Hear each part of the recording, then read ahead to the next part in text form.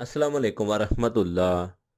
वज़ू के बाद जिस कपड़े से मुंह पोंछा जाता है उसका फ़ायदा सामने आ गया कि जानकर आप भी इस कपड़े को संभाल संभाल कर रखेंगे।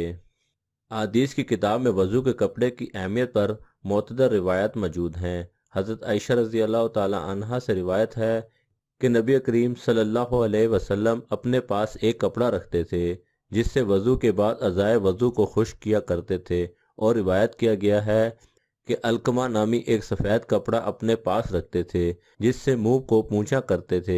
हज़रत मुआज़ रज़ी अल्लाह ताला अन्हु से मनकूल है कि मैंने रसूल खुदा सल्लल्लाहु अलैहि वसल्लम को देखा कि आप वज़ू करने के बाद कपड़े को कोने से अपना मुंह मुबारक पूंछा करते थे।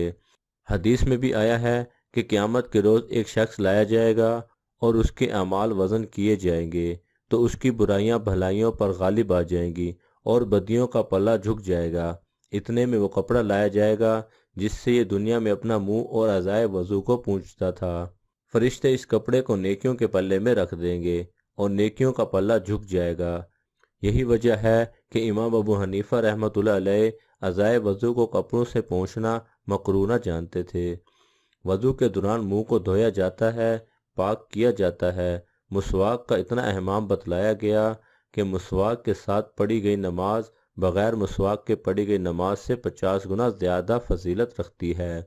आज अगर साइंस के नुक्ता नज़र से देखें तो इंसान का मुंह उसके लिए ग़ज़ा के अंदर ले जाने का एक रास्ता होता है।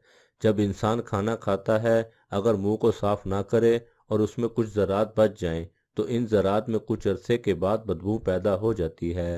गोश्त और ग़ज़ा के कुछ बारीक टुकड़े फंस जाएं तो इनमें पैदा हो जाती है।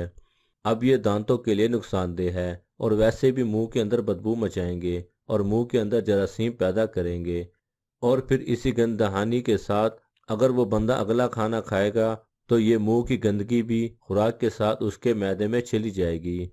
इंसान के दांतों के अंदर जो जगह होती हैं वहाँ जरासीम ने अपनी कॉलोनीज बनाई हैं। लाखों के हिसाब से जरासीम वहाँ परवरिश पा रहे होते हैं। अब जो आदमी अपना मुंह को साफ नहीं करता वो अपनी ग़ज़ा के साथ बीमारियों के जरासीम को अंदर ले जा रहा होता है और अपने आप को बीमार होने का ज़रिया बना रहा होता है। अल्लाह रब्बुल इज़्ज़त के महबूब सल्लल्लाहु अलैहि वसल्लम दिन में 5 मरतबा वज़ू करने की तलकीन फरमाते और हर मरतबा मसवाक के साथ वज़ू करने की तलकीन फरमाते हैं। आप मुझे कोई बंदा दुनिया में बता दें जो दिन में 5 मरतबा बुर्श करके अपने दांत को 5 मरतबा साफ़ करता हो। दुनिया में सबसे ज़्यादा साफ़ रहने वाला गैर मुस्लिम भी दिन में 2-3 मरतबा अपने मुंह को साफ़ करते हैं, बुर्श करते हैं सुबह व शाम। मज़ीद ऐसी ही मालूमाती वीडियोस देखने के लिए हमारे चैनल को सब्सक्राइब करें और लाइक करें और अपने दोस्तों के साथ ज़रूर शेयर करें। अल्लाह ताला हम सबको अच्छी बात समझने और उस पर अमल करने की तौफीक अता फरमाए। आमीन।